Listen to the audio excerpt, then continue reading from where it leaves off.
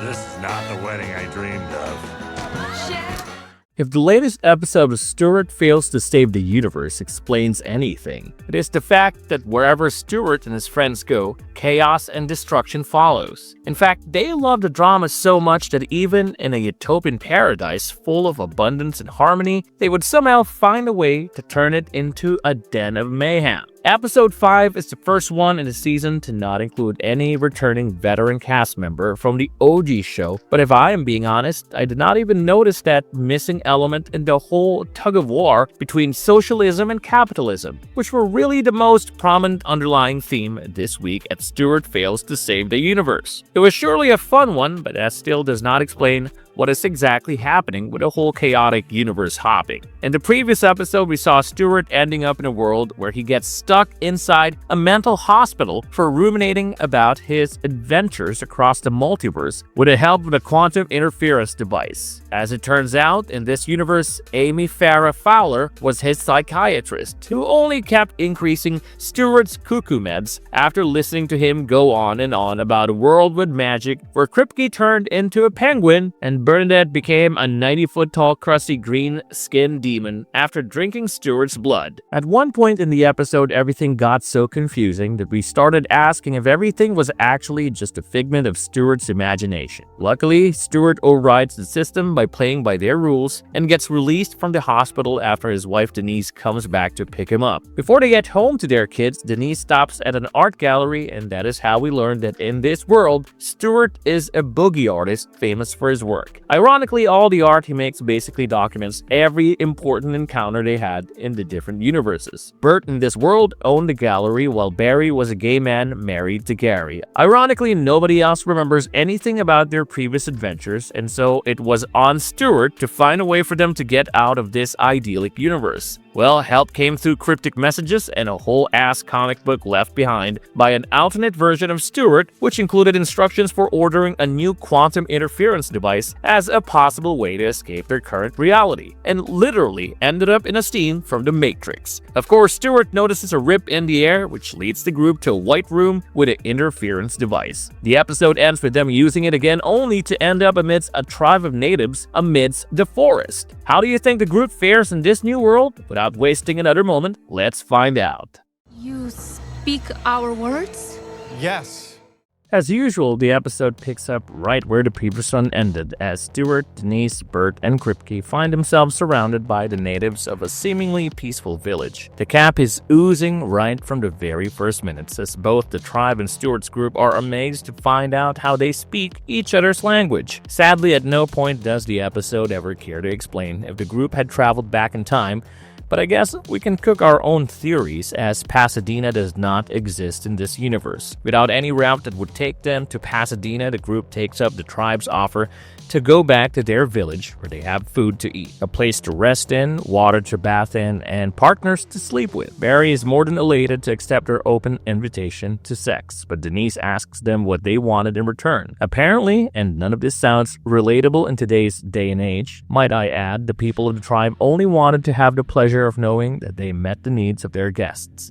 After Stuart accepts their hospitality on behalf of his friends, they walk back to the village as Barry exclaims how this was his favorite universe so far. Honestly, throughout the episode, the only sensible person here ironically turns out to be Stuart, as he is the first one to ask the right questions about how a primitive tribe without any contact with the outside world or a lack of technology somehow speaks English. That certainly strikes a debate with Denise, who believes that maybe the world is speaking the language of the tribals. After a banter involving unicorns and helicopters, we move on to Bert sitting by the bonfire with a tribal girl named Chana. Chana is absolutely mesmerized by the beauty of the geologist, who is simply too shocked to even say a thank you. Apparently, that only other person who has even remotely come close to calling him beautiful was his mom, and that too involved his inner beauty. For Chana, I'm sure beauty lies in the eyes of the beholder, which is probably why she invites him to share her bed for the night. Bert almost chokes but happily agrees. On the other hand, Stuart and Denise are enjoying the super fresh food that the villagers are serving them, Stuart notices sparks coming from the quantum interference device, only to find out that something is very wrong with them. Meanwhile, Barry has his shoes taken by another man who does not understand the concept of ownership. And the next morning, Denise appreciates the natural beauty around her. Stuart asks her to get used to it as the device seems to be broken.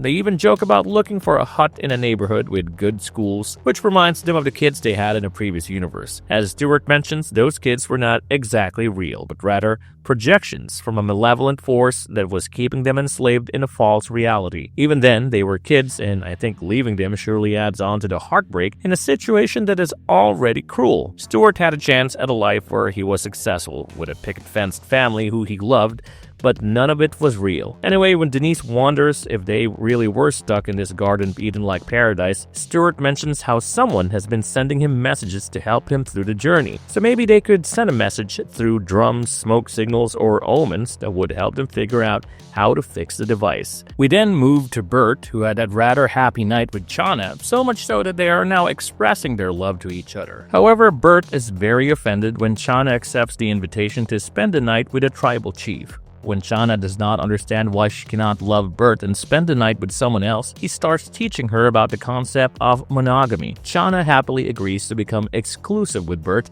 when he tells her how happy it would make her. Barry, on the other hand, is living the dream as he explores his newfound sexual fluidity by spending the night with 3 women and a man. The episode then takes us back to the argument of the English language between Stuart and Denise before they stumble upon a tribal girl sifting through literal bear crap for signs and omens. That is when it strikes Stuart to jump in to look for a sign, and as he almost revoltingly does so only to find a message underneath asking him to use red quartz to fix the quantum interference device in order to continue with their multiversal adventures. Now comes to the scene that becomes the major catalyst for derailing the peace of this utopian village, as Kripke introduces the entire tribe to the concept of ownership after learning that they share everything, including bowls. The tribals clearly do not want to become a pinko communist or a socialist, and so Barry pretty much converts them by introducing his session of capitalism for dummies. Amidst all this, Simpa, the chief of the tribe, is certainly not happy with his people not sharing anything anymore, and what pisses him off even more if Chana chooses to be monogamous with Bert. Not long after that, Bert announces his marriage with Chana to Stuart and Denise before asking the latter to officiate the wedding. Now, Stuart has been looking for red quartz, and when finally finds it hanging around a tribal named Kyle's neck, he realizes that Barry's little class of capitalism and ownership has turned everyone into self-serving individuals, which means Kyle is not giving his red quartz to anyone anytime soon. That is exactly where the once peaceful village starts turning violent. By this time, Bert and Chana's wedding takes place. These ideas brought in by Stuart's friends had spread throughout the village. One villager argues that monogamy is wrong because people should not be able to possess one another, while another argument breaks out over who actually owns a bowl in a world with concepts like credit, wealth, and idea of having more than everyone else. What starts with Barry simply wanting his shoes back eventually changes the way the entire community thinks about possessions and status. The community that once lived without these kinds of divisions now has to deal with competing ideas about love, ownership, and the question of who gets to claim what. This is also what absolutely annihilates Bert's wedding to Chana. While Denise officiates the wedding, everything seems to be going smoothly, but that changes when Denise asks the traditional question about whether anyone objects to the marriage. Simpa immediately speaks up, arguing against monogamy and comparing the idea of exclusively having a partner to claiming ownership over things like shoes, clothes, and bowls. Before long, another villager starts arguing over who owns a bowl, and what began as a philosophical disagreement quickly turns into a full-blown fight.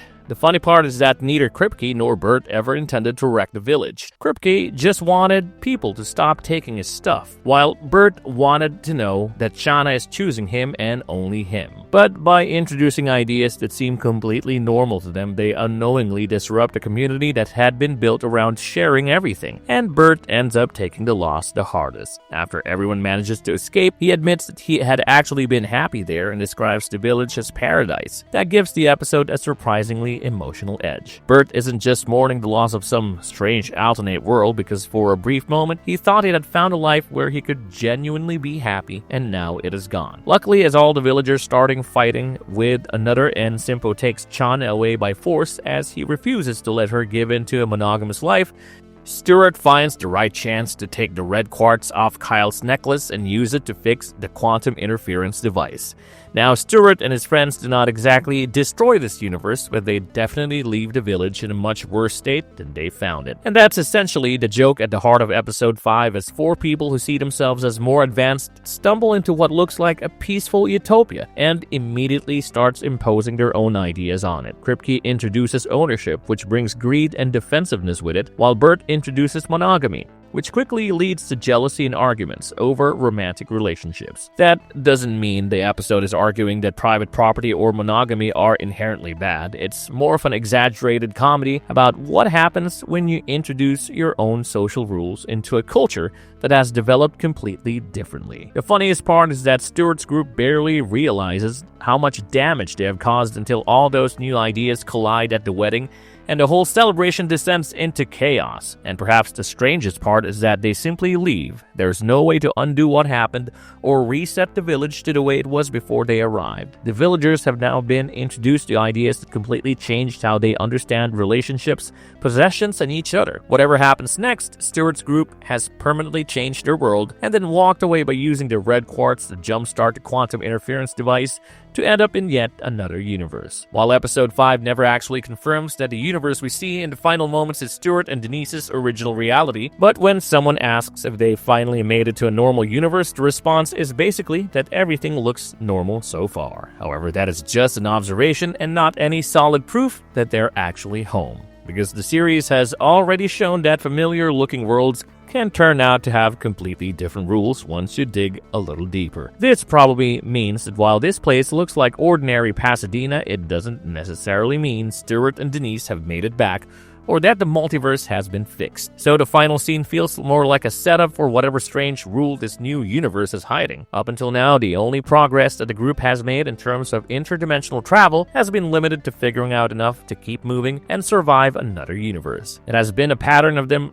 leaving every universe completely disrupted and in chaos, irrespective of the condition they found it in. But now they have landed somewhere that only looks safe. You can assume that for a show called Stuart Fails to Save the Universe, that is a pretty fitting kind of victory, as Stuart manages to escape. But the universe he just visited might need some saving, and that too from him. Either way, I have so many questions. Why is it that every world they end up in does not have a version of themselves that already exists, even though it has been proven time and again that a version of them actually did exist before their arrival? Also, where on Earth is Denise from the Prime World, who got left behind at the end of the first episode? More importantly, all this interdimensional travel should have some kind of repercussion, right? I mean, they're already inciting chaos wherever they go, so all of it surely is building towards a bigger picture, am I right? Clearly, the alternate world Stuart is acting as the guiding angel for the group throughout their journey, which means he is maybe leading them towards the universe that Stuart would fail to save? Well, maybe the only way for all the other universes to go back to normalcy that existed before Stuart malfunctioned the quantum interference device could come from him failing to save that particular world. I mean, that is just my 2 cents. How about you guys? What do you guys think? Let us know your thoughts and theories in the comment box down below. As always, you know the drill. Like, share, and subscribe. A subscription is the best way to be updated on anything and everything related to Stuart Fails to Save the Universe. This is the V of Marvelous Videos. I'll be seeing you in the next one.